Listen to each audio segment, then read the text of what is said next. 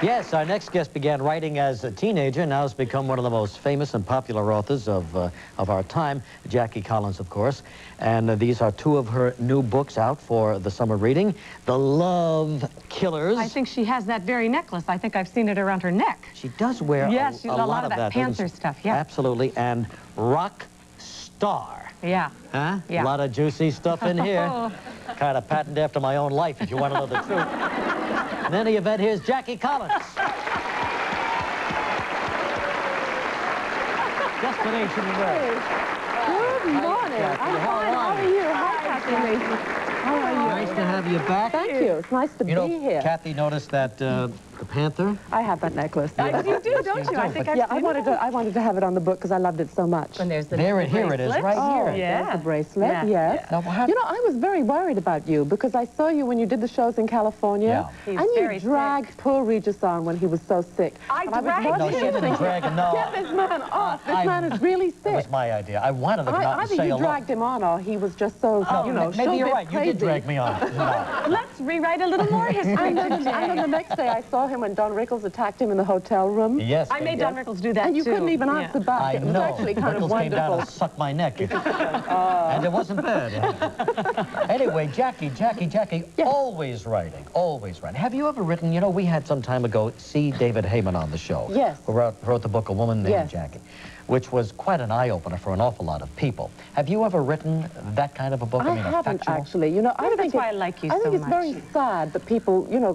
kind of grab onto people's lives and talk about them and presume to know what they're thinking and what they're doing. Or that they were in the just to bedroom make at the money. time. Exactly. I mean, I really think, Regis, and I'm sure you'll agree, unless you're in the bedroom, you don't really know what went on. Yeah, he was quoting a conversation, you know, between Marilyn Monroe and Jackie, which I found rather hard to believe. But he says he got it from two different sources. Yeah, but who are the sources is the whole point. I could get two sources to say anything about you, but would that mean they were credible? And maybe that's a bad example. I've heard it about Regis. I hear things about Regis that I don't even believe, and I would never dream of repeating it. Except that maybe one of your books. But you see, you'd be camouflaged and the names would be changed to protect the innocent, which is, you know, your books are great fun like because... Regis. But that has never really appealed to you, No, that part of the absolutely not.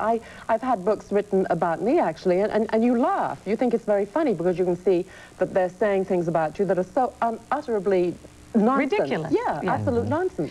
Doesn't it take a mean spirit? A mean-spirited person to write a book like that to begin with. I think all the books that are coming out today, you know, about certain famous movie stars, you know, one of them was gay and one of them was a Nazi. And I mean, they can make up anything you like if you're dead. Yeah. You know, you can't leap up from the grave and say that wasn't true. Well, look what happened to Cary Grant. 2 books this year on him. So our Constitution guarantees freedom of the press and freedom of religion and also freedom to destroy people's lives and reputations when they're gone. Exactly. That's why I think people like my books, because I disguise the people I'm writing about and I try to make them fun and I try to make them interesting. And I want you to have a good time, but I don't want you to say, this is so-and-so. Yeah. You can guess who maybe it is, but it's often not it's a composite, isn't it? Oh, always a composite. But there's always a little bit of Regis. Oh. There's always that little bit of Regis there. Now, in this book, The Love Killers... Oh, I love the way he says that. Well, is it about the love, Chef? I believe it is. Newly revised and expanded. Oh, yes. Which means you added onto it? I put in about 5 more sex scenes. Like they really needed to be in here. Well, this was one of your earlier books. Yeah, actually, what I did was I rewrote it. It's kind of a fun thing to do, you know. It's kind of the dream that you always have, that you can take a book that you wrote 10 years ago and rewrite it. Yeah, but now, like a child and raise it differently. Yes. Well, not really. It's kind of the same, but just better. But these sex scenes, I mean, how many different ways can you talk about the same thing? Many, many, many. All the different ways you can do the same thing. I know, but how do you know all these ways? I think there's life before marriage, you know, Regis. Life before marriage, is that what you're attributing? And there's life after marriage, as Kathie can tell us.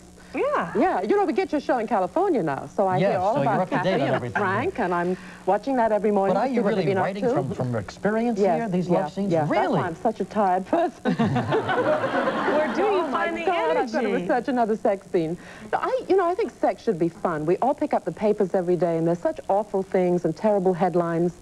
And I want to write books that people have a good time with, that are escapism. So they pick them up on a plane and they say, oh my God, these characters are wild. And you care about the characters, and you care about their sex lives only because you care about the characters. It's easy to write sex, but it's not easy to get people to care about the characters. So that's what I try to do. In your last book, Rockstar, you did bring up the point that, you know, sex can't be fun in today's world because of AIDS. And so you are bringing a little bit of that into your writing also. Oh, absolutely. Sex without responsibility. Yeah, because I have a lot of young readers, and I want, you know, to make them aware of the fact that today they have to be awfully careful and have to use a condom, right, Regis? Why does she keep asking me? Why does she keep asking me? Because you look like the kind of man that knows. You know these things. Right, I do know these things. You know these things. Check his pockets. Oh, all right. Do you believe what's going on here? Let's talk about something else now. Yeah. What do you want to talk about? Rockstar. Any of Michael Jackson? I understand you just recently saw Michael Jackson making a video. This was such fun. Yes, they called me up and they said Michael Jackson is making the video of Librarian Girl, and they would like a lot of celebrities to pop down to the studio and maybe be in it for a flash. So I said, anything for a flash. So I rushed down to the studio, and I had this wonderful kind of scene where I'm sitting at a table in like an outside venue with Quincy Jones. And Quincy sitting there, and I say to Quincy, oh, Quincy, look at all these stars. It's like a scene from one of my books. And Quincy says, no, Jackie, they've all got their clothes on. Quincy knows.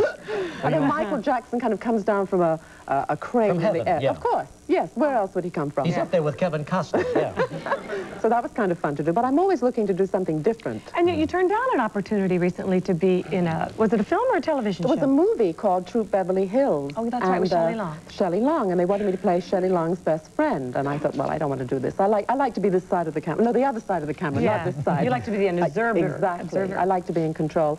So I didn't do the role, and then I bumped into Stephanie Beacham at a party a few weeks later, and she said, oh, Jackie, darling, she said, I played you in that role you turned down. She said, and I send you up rotten. She said, I'm covered in leopard skin from head to toe. Well, I haven't seen the movie yet, but I think I better go see it. How do you like it, miss? I don't think I like it. No, no. Are you writing something right now? I'm writing, what I'm doing right now is I'm writing a mini-series for NBC on Chances and Lucky, which are two of my... They're going to combine the two, yes. right? Wow, you've got a, that's right, you've got a lot going on. I think people like that character. Yeah. Lucky's wonderful. Oh, Lucky's my favorite character. Lucky Santangelo. Santangelo. And I'm also writing the sequel to the two books called Lady Boss. Yeah. Yes, so that's going to be fun. Lucky takes over Hollywood. So you've got she's got the charm of Sherry Lansing, the power of Marvin Davis, and the language of Dawn Steele. And the body... And the body of you. Oh, You've got a great body. I've seen you on those commercials, Kathie Lee. Jackie, you look good when you come out of the sea. She does. It's done with mirrors. Oh.